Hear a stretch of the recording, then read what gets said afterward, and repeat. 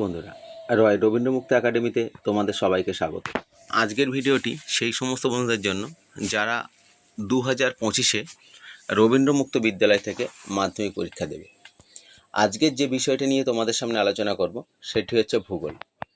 ভূগোলের প্রথম চ্যাপ্টার সৌরজগৎ, তার কিছু গুরুত্বপূর্ণ প্রশ্ন নিয়ে যেগুলো বিগত বছরে তোমাদের মাধ্যমিক পরীক্ষায় এসেছে।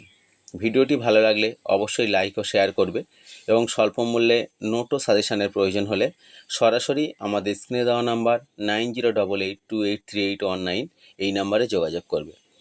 তাই ভিডিওটি শুরু করা যাক। প্রথম প্রশ্ন, প্রতিটি প্রশ্নের মান 1। প্রথম প্রশ্ন, সৌরজগতের বৃহত্তম গ্রহের নাম কি? উত্তর বৃহস্পতি। পরের প্রশ্ন, সূর্যের নিকটবর্তী গ্রহের নাম কি? উত্তর বুধ। পরের প্রশ্ন, সৌরজগতের ক্ষুদ্রতম গ্রহের নাম কি? উত্তর প্লুটো। পরের প্রশ্ন, পৃথিবীর নিকটতম গ্রহের নাম কি? উত্তর শুক্র। পরের প্রশ্ন, বৃহস্পতির উপগ্রহের সংখ্যা কটি? উত্তর 20টি। পরের প্রশ্ন, কাকে সবুজ গ্রহ বলা হয়? উত্তর ইউরেনাসকে। পরের প্রশ্ন, কাকে বাহন গ্রহ বলা হয়? উত্তর প্লুটো। পরের প্রশ্ন, কাকে নীল গ্রহ বলা হয়? উত্তর পৃথিবী। পরের প্রশ্ন, কোন গ্রহের আবর্তনের দিক সম্পূর্ণ আলাদা? উত্তর শুক্র। পরের প্রশ্ন, সূর্য থেকে পৃথিবীর দূরত্ব কত?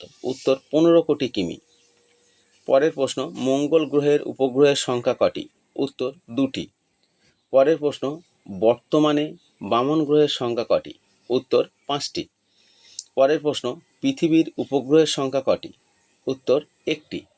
পরের প্রশ্ন, পৃথিবীর উপগ্রহের নাম কি? চাঁদ। এবারে যে প্রশ্নগুলি বলবো প্রতিটি প্রশ্নের মান 2 অথবা 3। প্রথম প্রশ্ন, মঙ্গল গ্রহের উপগ্রহের নাম লেখো। উত্তর ডাইমস ও ফোবস। পরের প্রশ্ন, বৃহস্পতি গ্রহের উপগ্রহের সংখ্যা কটি এবং তার উল্লেখযোগ্য উপগ্রহের নাম লেখো।